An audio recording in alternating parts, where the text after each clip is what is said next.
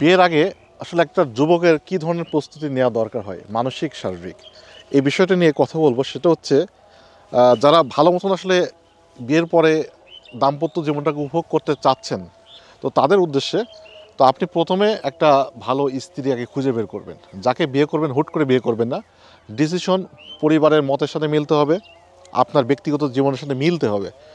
ধার্মিকতা দিকটাকে আপনি যেই ধর্মেরই হন না কেন, ধর্মীয় অনুশাসন মেনে চলছে, হিন্দু হতে পারে, মুসলমান, বৌদ্ধ, খ্রিস্টান, যেটাই হোক, সে ধর্মীয় গণ্ডির মধ্যে যারা চলাচল করে তাদেরকে বিয়ে করলে আপনি অনেক কিছু কন্ট্রোল করতে পারবেন, মানিয়ে চলতে পারবেন। বর্তমানে ডিভোর্সের সংখ্যা অত্যাধিক বেড়ে যাচ্ছে।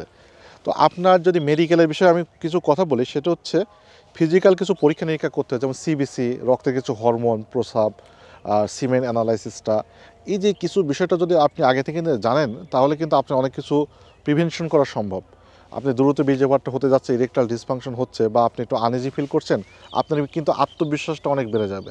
আপনার ভিতরে কোনো প্রবলেম নাই।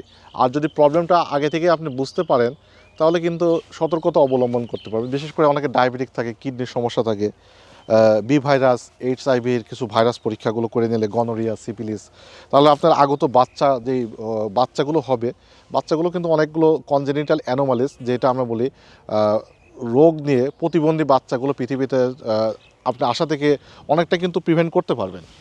তাহলে কিছু শারীরিক চেক আপের পাশাপাশি ডক্টরদের যেই প্রি ম্যারিড যে কাউন্সিলিংগুলো আছে, তাহলে কিন্তু আপনি এটাও কিন্তু নিতে পারবেন।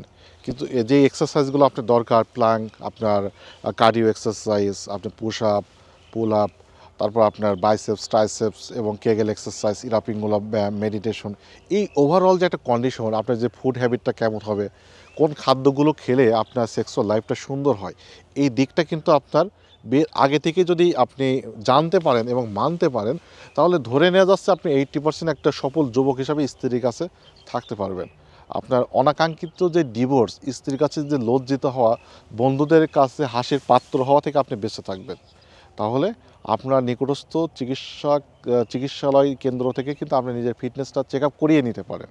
ডক্টরকে রিপোর্টটা দেখিয়ে আপনি চিকিৎসা নিতে পারবেন। তবে এখানে সতর্কতা হচ্ছে, গুগল বা ইউটিউব বা আপনার আদার্স যেই লোকাল যে ফার্মাসিগুলো থেকে কখনোই ভুলেও ওষুধ কিনে খাবেন না। আজকের ভিডিওটা এখানে শেষ করছি। আল্লাহ হাফিজ।